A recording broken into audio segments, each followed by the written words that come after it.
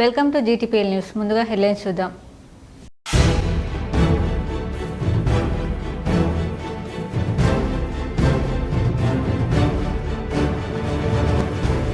BJP వాళ్లే హిందువులు, మరెవరూ హిందువులు కానట్టు వ్యవహరిస్తున్నారు. కరీంనగర్ జిల్లా మంతనిలో పట్టభద్రుల ఆత్మీయ సమ్మేళనంలో కాంగ్రెస్ ఎమ్మెల్సీ అభ్యర్థి నరేందర్ రెడ్డితో పాల్గొన్న మంత్రి శ్రీధర్ బాబు.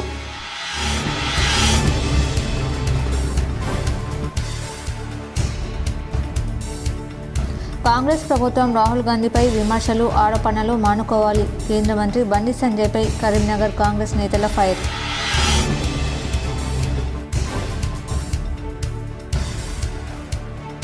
ఆస్తి కోసం కన్నవాడిని, తోబుట్టువులను మోసం చేసిన ఘనుడు. తప్పుడు ఫ్యామిలీ ధ్రువపత్రంతో ఆస్తిని కాజేసిన కేసులో కొడుకును అరెస్ట్ చేసిన పోలీసులు.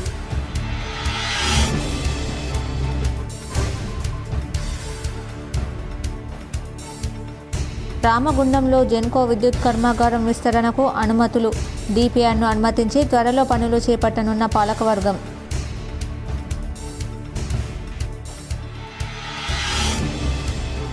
కేంద్ర బడ్జెట్లో కరీంనగర్కు అన్యాయం జరిగింది. కరీంనగర్లో వామపక్షాల నిరసన.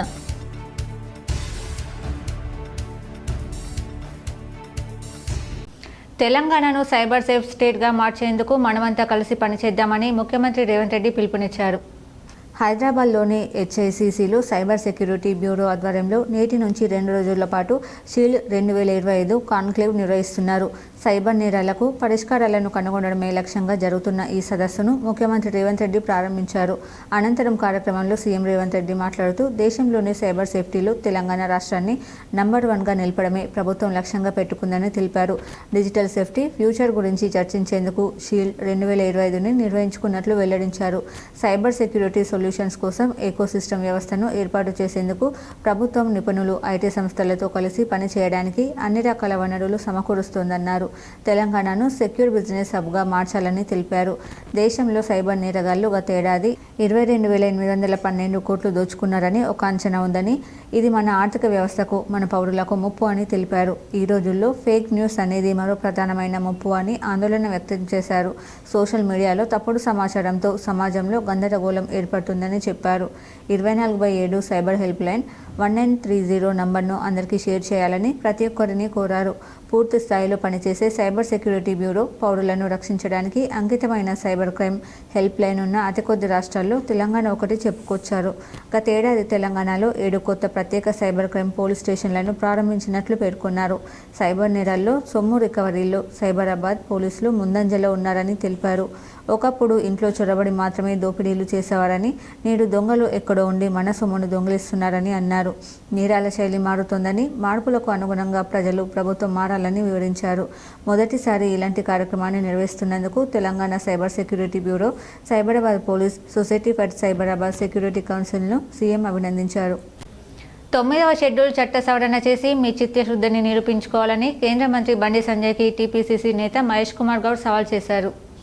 హైదరాబాద్లోని గాంధీ భవన్లో ఏర్పాటు చేసిన మీడియా సమావేశంలో TPCC chief MLC Mahesh Kumar Goud మాట్లాడారు. 9వ షెడ్యూల్ చట్ట సవరణ చేసి మీ చిత్తశుద్ధిని నిరూపించుకోవాలని బండి సంజయ్కు మహేష్ గౌడ్ సవాల్ విసిరారు. కాంగ్రెస్ను విమర్శించే హక్కు మీకు లేదన్నారు. ఆరోపణలు. బూర నరసయ్య గౌడ్ గారు టీఆర్ఎస్లో ఎంపీగా ఉన్నాడు. బీసీల గురించి ఏం వెలగబెట్టినారు అప్పుడు? ఇలా బీజేపీలో ఉన్నాడు. అరే బూర నరసయ్య గౌడ్, మీరు నిజమైన బీసీ బిడ్డ అవుతే రేపు మేము 42% చట్టబద్ధ తీసుకొస్తాం అసెంబ్లీలో. మీరు మోడీ గారితో మాట్లాడి, మీ ఎంపీని మోడీ గారి మీద తీసుకెళ్లి మాట్లాడి ఈ 42%కి కేంద్రంలో 9th షెడ్యూల్ చేర్పించండి. అప్పుడు మీరు చిత్తశుద్ధి చాటుకున్నట్టు అవుతుంది. అరే సీఎం కూడా ఏదో ఒక రోజున ఈ రాష్ట్రంలో బీసీ అవుతాడు. అది కాంగ్రెస్ వల్లే అవుతాడు. ఏ పట్ల అవకాశం లేదు. ఇవాళ రేవంత్ రెడ్డి గారు చక్కటి కార్యక్రమాలు చేస్తూ ఉన్నారు. భవిష్యత్తులో ఎప్పుడైనా బీసీ ఈ రాష్ట్రానికి ముఖ్యమంత్రి అవుతారంటే బీజేపీ వాళ్లే హిందువులు అయినట్లు, మరెవరూ హిందువులు కానట్లు వ్యవహరిస్తున్నారని రాష్ట్ర మంత్రి శ్రీధర్ బాబు విమర్శించారు. ఎమ్మెల్సీ ఎన్నికల్లో భాగంగా మంతనీలో జరిగిన పట్టభద్రుల ఆత్మీయ సమ్మేళనంలో కాంగ్రెస్ పట్టభద్రుల అభ్యర్థి ఆల్ఫోర్స్ నరేందర్ రెడ్డితో కలిసి మంత్రి పాల్గొన్నారు. భారీ బైక్ ర్యాలీ నిర్వహించారు. ఈ సందర్భంగా మంత్రి శ్రీధర్ బాబు మాట్లాడుతూ గాంధీ కుటుంబంపై కేంద్ర మంత్రులు మతపరమైన ఆరోపణలు చేయడంలో అర్థం లేదన్నారు. ఇందిరాగాంధీ ఫిరోజ్లకు వివాహం పూర్తిగా హిందూ సంప్రదాయం ప్రకారం జరిగిందని, అప్పటి నుంచే గాంధీ ఇంటి పేరుగా మారిపోయిందన్నారు. అవేమీ తెలుసుకోకుండా బండి సంజయ్ లాంటి వారు మాట్లాడడం తగదన్నారు. బీసీ రిజర్వేషన్లపై కేంద్రానికి చిత్తశుద్ధి ఉంటే రాజ్యాంగ సవరణ చేయాలని డిమాండ్ చేశారు. స్వతంత్ర భారతదేశంలో మొదటిసారిగా చేపట్టిన కులగణనపై బీజేపీ నాయకులు తప్పుదారి పట్టించేలా మాట్లాడుతున్నారని విమర్శించారు. ఎమ్మెల్సీ ఎన్నికల్లో కాంగ్రెస్ అభ్యర్థి నరేందర్ రెడ్డికి మొదటి ప్రాధాన్యత ఓటు వేసి గెలిపించాలని కోరారు.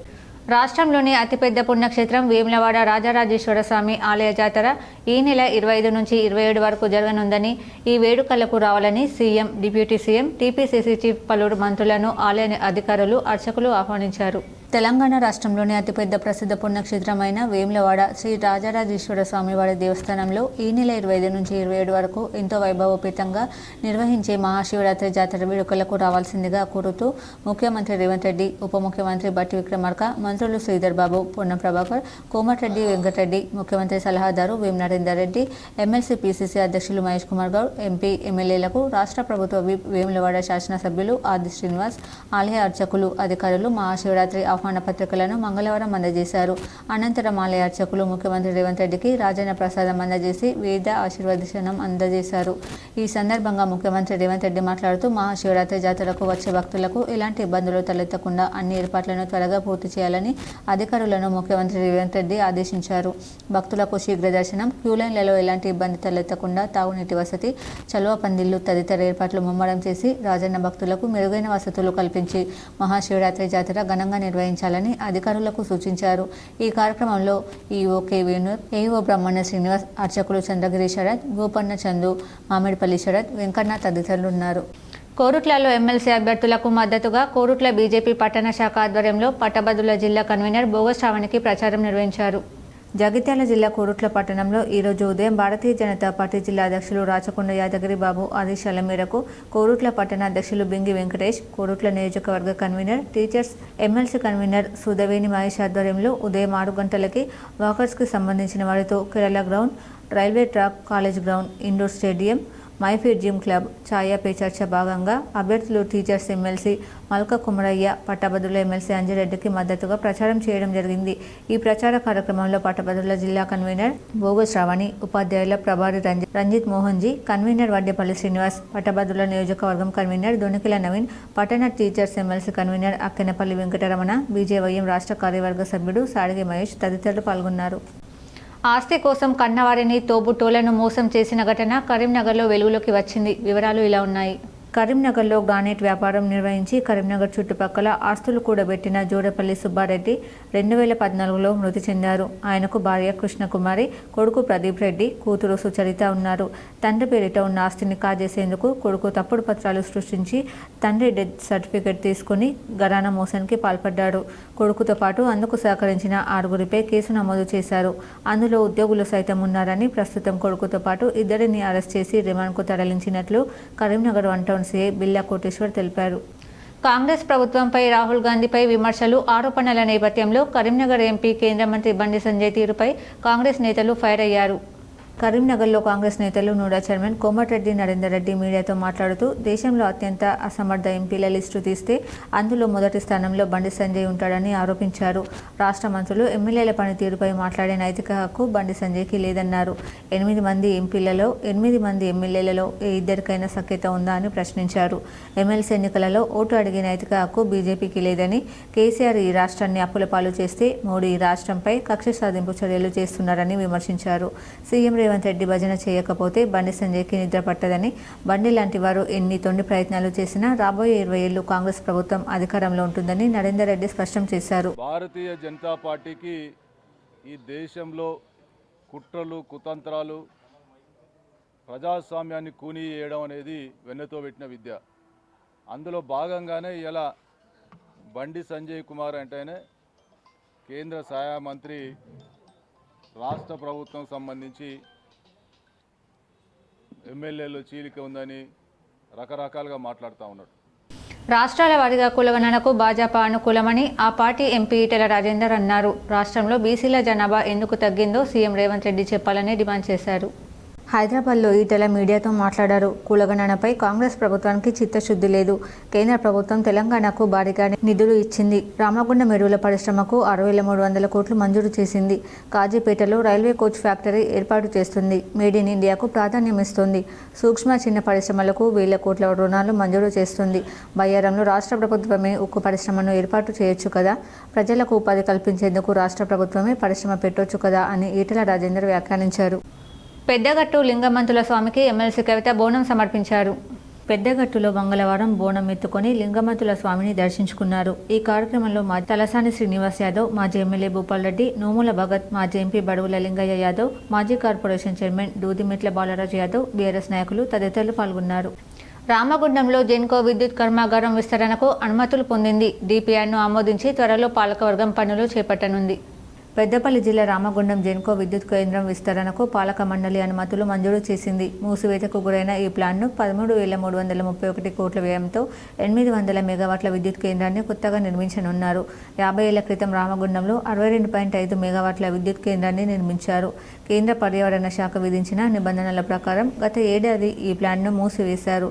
అప్పటి నుండి ప్లాంట్ పునరుద్ధరణ కోసం స్థానికులు ప్రభుత్వాన్ని విజ్ఞప్తి చేస్తూ ఉన్నారు. ఈ క్రమంలో సింగరేణి జెన్కో సంయుక్త ఆధ్వర్యంలో కొత్త ప్లాన్ నిర్మించాలని 6 నెలల క్రితం ఉప ముఖ్యమంత్రి మల్లు భట్టి విక్రమార్క సమక్షంలో ఒప్పందం కుదిరింది. అయితే ఈ ఒప్పందం నుండి సింగరేణి సంస్థ తప్పుకుంది. దీంతో జెన్కో ఆధ్వర్యంలో ప్లాన్ నిర్మించాలని ప్రభుత్వం సంకల్పించి డిపిఆర్ సిద్ధం చేసింది. తాజాగా జెన్కో పాలక మండలి డిపిఆర్ను ఆమోదించడంతో త్వరలోనే ప్లాంట్ పునరుద్ధరణ పనులు ప్రారంభం కానున్నాయి. ప్లాంట్ విస్తరణతో తమకు ఉపాధి కలుగుతుందని స్థానికులు భావిస్తున్నారు. మహాశివరాత్రి సందర్భంగా భక్తులకు తెలంగాణ రాష్ట్ర రోడ్డు రవాణా సంస్థ శుభవార్త చెప్పింది. తెలంగాణ నుంచి ప్రముఖ దేవాలయాలకు వెళ్లే వారి కోసం స్పెషల్ బస్సులు ఏర్పాటు చేసేందుకు ఆర్టీసీ నిర్ణయం తీసుకుంది. మంగళవారం మంత్రి అధికారిక నివాస గృహంలో మహాశివరాత్రి సందర్భంగా ఆర్టీసీ బస్సు సర్వీసులు ఏర్పాట్లపై అధికారులతో మంత్రి పొన్నం ప్రభాకర్ సమీక్ష సమావేశం నిర్వహించారు.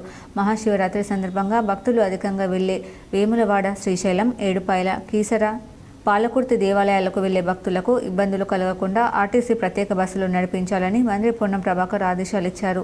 గత సంవత్సరం కంటే భక్తులు అధికంగా వచ్చే అవకాశం ఉన్నందున అదనపు బస్సులు నడిపేలా ప్రణాళికలు రూపొందించాలని సూచనలు చేశారు.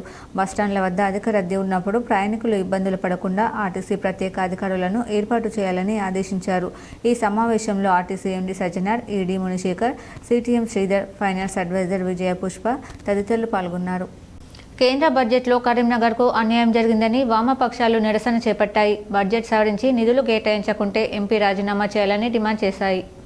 కేంద్ర ప్రభుత్వం బడ్జెట్ కేటాయింపుల్లో కరీంనగర్ జిల్లాకు అన్యాయం జరిగిందని కరీంనగర్లో వామపక్ష పార్టీల కార్యకర్తలు ఆందోళనకు దిగారు. కేంద్ర ప్రభుత్వ ప్రజా వ్యతిరేక బడ్జెట్కు నిరసనగా వామపక్ష పార్టీల జిల్లా కమిటీల ఆధ్వర్యంలో తెలంగాణ చౌరస్తాలో నిరసన తెలిపారు. కేంద్ర ప్రభుత్వానికి వ్యతిరేకంగా నినాదాలు చేశారు. కేంద్ర బడ్జెట్ కార్పొరేట్ శక్తులకు, అదానీ అంబానీలకు అనుకూలంగా ఉందని CPM, CPI, CPIML mass line జిల్లా కార్యదర్శులు మిల్కూరి వాసుదేవరెడ్డి, సిపిఐ నగర కార్యదర్శి కసిరెడ్డి సురేందర్ రెడ్డి, జూపాక శ్రీనివాసులు విమర్శించారు. రైతులకు, కార్మికులతో పాటు పేద ప్రజానికానికి ఈ బడ్జెట్ వ్యతిరేకంగా ఉందన్నారు. వ్యవసాయ రంగానికి, ఉపాధి హామీ పథకానికి నిధుల కోత విధించారన్నారు. ప్రభుత్వ సంస్థలను నిర్వీర్యం చేసి ప్రైవేటీకరణకు పెద్దపీట వేయాలని కేంద్రం చూస్తుందన్నారు. బీమా రంగంలో 100% ఎఫ్డీఐలు తీసుకురావాలని బడ్జెట్లో ప్రవేశపెట్టడం దారుణమన్నారు. తెలంగాణ నుంచి 8 మంది బీజేపీ ఎంపీలు, 2 కేంద్ర మంత్రులున్న తెలంగాణకు చేసిందేమీ లేదని, రాష్ట్రానికి ₹1 కూడా తెలియని అసమర్థులన్నారు. ఇక్కడి నుంచి ఎన్నికైన బీజేపీ ఎంపీ బండి సంజయ్ కేంద్ర మంత్రిగా ఉన్నప్పటికీ జిల్లాకు నిధులు తీసుకురావడంలో పూర్తిగా విఫలమయ్యాడన్నారు. తక్షణమే నిధులు తెస్తారా లేక రాజీనామా చేస్తారా ఆలోచించుకోవాల్సిన అవసరం ఉందన్నారు. రంగమైనటువంటి ముఖ్యంగా వ్యవసాయ రంగానికి కూడా నిధులు కోత విధించారు. ఎరువుల సబ్సిడీలో కోత విధించారు. అట్లాగే యువకులకు ఇలా పెద్ద ఎత్తున యువత నిరాశ నిస్పృహలో ఉంది. యువకులకు పరిశ్రమల్లో కానీ ఉద్యోగ అవకాశాల బడ్జెట్లో ఈ బడ్జెట్లో ఎలాంటి చూపటి పరిస్థితి ఉంది. ఈ తెలంగాణ రాష్ట్రం పైన కూడా పూర్తిగా సవత్తల్లి ప్రేమ చూపిస్తున్నటువంటి ఈ బీజేపీ ప్రభుత్వం దమన్ నీతిని ఎక్కడికెక్కడ ఎండగట్టాలని చెప్పేసి, అట్లాగే ఇక్కడ బండి సంజయ్ ఇక్కడ కేంద్ర మంత్రిగా ఉన్నాడు, కరీంనగర్ ప్రాతినిధ్యం వహిస్తున్నాడు. ఈ కరీంనగర్లో ట్రిపుల్ కానీ, ఐఐఎం కానీ, అట్లాగే కొత్తపల్లి మనోహరాబాద్ కానీ, కరీంనగర్ టు కాజీపేట రైల్వే లైన్లకు నిధులు తీసుకురావడంలో పూర్తిగా వైఫల్యం చెందాడు. నిధులు తీసుకొస్తాడా రాజీనామా దేశీయ స్టాక్ మార్కెట్ సూచీలు గత కొన్ని నెలలుగా తీవ్రమైన అమ్మకాల ఒత్తిడిని ఎదుర్కొంటున్నాయి. ముఖ్యంగా విదేశీ సంస్థాగత మదుపర్ల విక్రయాలతో సూచీలు భారీగా పతనమయ్యాయి. దీంతో చాలామంది రీటైల్ ఇన్వెస్టర్ల పోర్ట్ఫోలియోలు కరిగిపోయాయి. ముఖ్యంగా కొత్తగా మార్కెట్లోకి వచ్చిన వారు ఈ నష్టాలు చూసి తలలు పట్టుకుంటున్నారు. సాధారణ మదుపర్లే కాదు, దేశంలోని పెద్ద పెద్ద మదుపర్లుగా పేరొందిన వారి పోర్ట్ఫోలియోలు కూడా ఇందుకు మినహాయింపు కాదని తాజా డేటా చెబుతోంది. సెన్సెక్స్ గతేడాది గరిష్టంగా 85,000 మార్కు దాటింది. నిఫ్టీ సైతం 26,000 మార్కును అందుకుంది. ఆ తర్వాత మొదలైన అమ్మకాల ఒత్తిడితో 2 బెంచ్ మార్క్ సూచీలు భారీగా పతనమయ్యాయి. సెన్సెక్స్ 11% కరెక్షన్కు లోనే ప్రస్తుతం 75,000 పాయింట్ల వద్ద ట్రేడ్ అవుతుండగా నిఫ్టీ ఏకంగా 15% క్షీణించి 22,800 స్థాయి వద్ద కొనసాగుతుంది. అక్టోబర్ 1 నుంచి పరిగణలోకి తీసుకుంటే దేశంలో ప్రముఖ మదుపర్లుగా పేరొందిన టాప్ 10 వ్యక్తుల పోర్ట్ఫోలియోలు 81,000 కోట్ల మేర నష్టపోయినట్లు ప్రైమ్ ఇన్ఫోబేస్ నివేదిక చెబుతోంది. అంటే దాదాపు 30% అన్నమాట. అదే జనవరి 1వ తేదీ నుంచి చూస్తే ఈ మొత్తం 25%గా ఉంది. డీమార్ట్ పేరుతో రీటైల్ చైన్ నిర్వహిస్తున్న రాధాకృష్ణ దమాని వ్యాపారవేత్తే కాదు, ప్రఖ్యాత మదుపరి కూడా. ఆయన సంపద అక్టోబర్ 1 నుంచి దాదాపు 28% మేర క్షీణించింది. అంటే దాదాపు 64,000 కోట్లు కోల్పోయారు. ఆయన పోర్ట్ఫోలియో విలువ 2.31 లక్షల కోట్ల నుంచి 1.67 లక్షల కోట్లకు తగ్గింది. ఒక్క దమాని మాత్రమే కాదు, ప్రముఖ మదుపరి దివంగత రాకేష్ జుంజున్వాలా కుటుంబం సైతం 18% విలువను కోల్పోయింది. ప్రస్తుతం ఆ కుటుంబం పోర్ట్ఫోలియో విలువ 59,709 కోట్లుగా ఉంది. నిజామాబాద్ జిల్లాలో ఒకే కుటుంబానికి చెందిన 6గురిని హత్య చేసిన వారికి యావజ్జీవ కారాగార శిక్ష విధిస్తూ జిల్లా కోర్టు న్యాయమూర్తి సునీత కుంచాల మంగళవారం తీర్పు వెలువరించారు. ఏడాదిన్నర క్రితం నిజామాబాద్ జిల్లా మాక్లూర్ మండల కేంద్రంలో తన స్నేహితుడు ప్రసాద్తో పాటు వారి కుటుంబానికి చెందిన 5గురిని ప్రశాంత్ అనే యువకుడు వేర్వేరు ప్రాంతాల్లో హత్య చేశాడు. ప్రశాంత్కు ప్రసాద్తో బంధుత్వంతో పాటు స్నేహం కూడా ఉండడంతో వారితో సన్నిహితంగా ఉంటూ ఆస్తిని కాజేసేందుకు కుట్ర చేశాడు. ఈ క్రమంలో ఒక్కొక్కరిని హత్య చేస్తూ వచ్చాడు.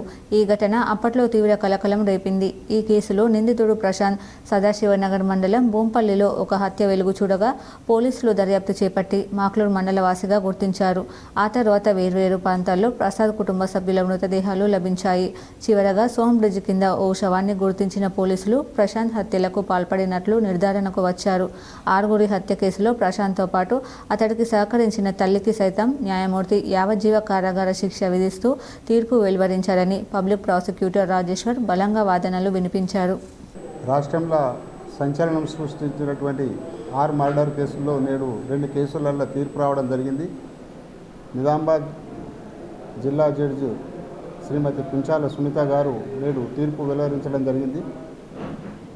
విట్నెస్లను సాక్షులందరినీ పరిశీలించిన తర్వాత కేసు ప్రూవ్ అయినందున వాళ్లకు జీవిత ఖైదు విధిస్తూ ఇద్దరికి A1 A2కు జీవిత ఖైదు విధిస్తూ తీర్పు ఇవ్వడం జరిగింది.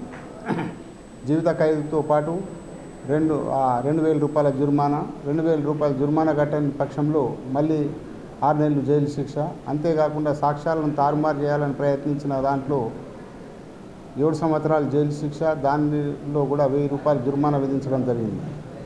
ఇంకోటి వాళ్ళను బలవంతం చేసి వాళ్ళని చీట్ చేసి వాళ్ళ ప్రాపర్టీ రిజిస్ట్రేషన్ చేసుకున్నందుకు దాంట్లో కూడా 7 సంవత్సరాలు జైలు శిక్ష, 1,000 రూపాయల జుర్మానా విధించడం జరిగింది. ఉత్తరప్రదేశ్లోని ప్రయాగ్రాజ్లో జరుగుతున్న మహాకుంభ మేళకు భక్తులు పోటెత్తుతున్నారు. 144 ఏళ్లకోసారి వచ్చే ఈ మేళ మరో 8 రోజుల్లో ముగియనుంది. ప్రస్తుతం ప్రయాగ్రాజ్కు భక్తుల తాకిడి పెరిగింది. అక్కడ గంగా, యమున, సరస్వతి నదులు కలిసే పవిత్ర త్రివేణి సంగమంలో పుణ్యస్నానాలు ఆచరించేందుకు ప్రపంచం నలుమూలల నుంచి భక్తులు తరలి వస్తున్నారు. ఇవాళ మధ్యాహ్నం 12 గంటల వరకు 69 లక్షల మంది నదీ స్నానాలు చేసినట్లు అధికారులు తెలిపారు. ఉత్తరప్రదేశ్ ప్రభుత్వం డేటా ప్రకారం మొత్తంగా 37 రోజుల్లో 55.31 కోట్ల మంది త్రివేణి సంగమంలో పుణ్యస్నానాలు చేశారు. కాగా వారాంతం తర్వాత రద్దీ తగ్గుతుందని అంతా భావించారు. అయితే సోమవారం ఒక్కరోజే ఏకంగా 1 కోటి మందికి పైగా భక్తులు మహాకుంభ మేళకు వచ్చారు. దీంతో సోమవారం రాత్రి మహాకుంభ్ సమీప ప్రాంతాలైన నైని, నయావంతిన, ఫాఫామౌలో 10 నుండి 12 కిలోమీటర్ల మేర వాహనాలు నిలిచిపోయాయి. ఈ కారణంగా 8 నుంచి 10 కిలోమీటర్ల దూరానికి 3 నుంచి 4 గంటల సమయం పట్టినట్లు అధికారులు తెలిపారు. మంగళవారం ఉదయం కూడా కుంభమేళాలో రద్దీ కొనసాగింది. సంఘం వెళ్లే దారులన్నీ జనంతో కిక్కిరిసిపోయాయి. రంగంలోకి దిగిన పోలీసులు రద్దీ నియంత్రణ చర్యలు చేపడుతున్నారు. కరీంనగర్కు చెందిన చిన్నారి అద్భుత ప్రతిభ కనబర్చారు. మ్యాథమెటిక్స్, స్క్వేర్స్, క్యూబ్స్లో వరల్డ్ రికార్డును సాధించారు. కరీంనగర్కు చెందిన 12 ఏళ్ల చిన్నారి మనీష్ జ్ఞాపక శక్తిలో అద్భుత ప్రతిభ కనబరిచింది. మ్యాథమెటిక్స్ క్యూబ్స్ విభాగంలో జీనియస్ వరల్డ్ రికార్డ్ సాధించారు. కరీంనగర్లోని ప్రెస్ భవన్లో జీనియస్ వరల్డ్ రికార్డ్ సాధించిన సందర్భంగా ఉపాధ్యాయులతో పాటు పలువురు అభినందించారు.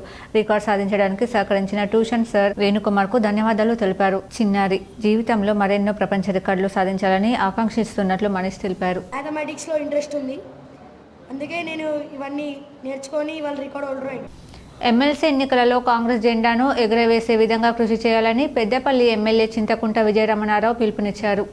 ఎమ్మెల్సీ ఎన్నికల్లో కాంగ్రెస్ జెండా ఎగరాలని, అందుకు పార్టీ శ్రేణులు పట్టభద్రులు కృషి చేయాలని పెద్దపల్లి ఎమ్మెల్యే విజయరమణారావు అన్నారు. సుల్తానాబాద్లో సుల్తానాబాద్, ఎలిగేడు, జూలపల్లి మండలాల్లోని కాంగ్రెస్ పార్టీ నాయకులు పట్టభద్రులతో సమీక్ష సమావేశం నిర్వహించారు.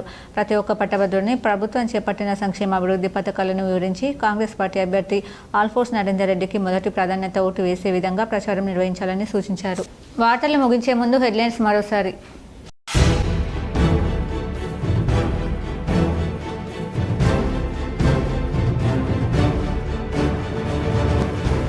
బీజేపీ వాళ్లే హిందువులు, మరెవరూ హిందువులు కానట్టు వ్యవహరిస్తున్నారు. కరీంనగర్ జిల్లా మంతనిలో పట్టభద్రుల ఆత్మీయ సమ్మేళనంలో కాంగ్రెస్ ఎమ్మెల్సీ అభ్యర్థి నరేందర్ రెడ్డితో పాల్గొన్న మంత్రి శ్రీధర్ బాబు.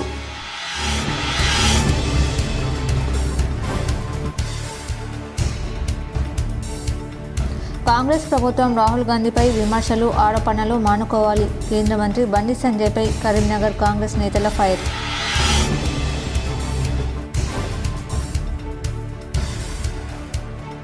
ఆస్తి కోసం కన్నవాడిని, తోబుట్టువులను మోసం చేసిన ఘనుడు. తప్పుడు ఫ్యామిలీ ధ్రువపత్రంతో ఆస్తిని కాజేసిన కేసులో కొడుకును అరెస్ట్ చేసిన పోలీసులు.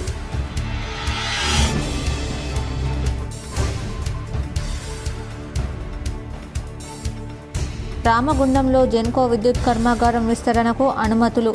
డిపిఆర్ను అనుమతించి త్వరలో పనులు చేపట్టనున్న పాలకవర్గం.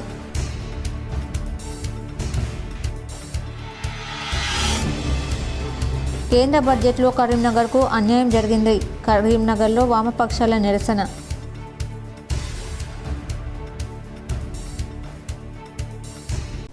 ఈ వార్తలు ఇంతటితో సమాప్తం. తిరిగి ప్రసారమయ్యే వార్తల్లో మళ్ళీ కలుద్దాం. అంతవరకు చూస్తూనే ఉండండి మీ జీటీపీఎల్ న్యూస్.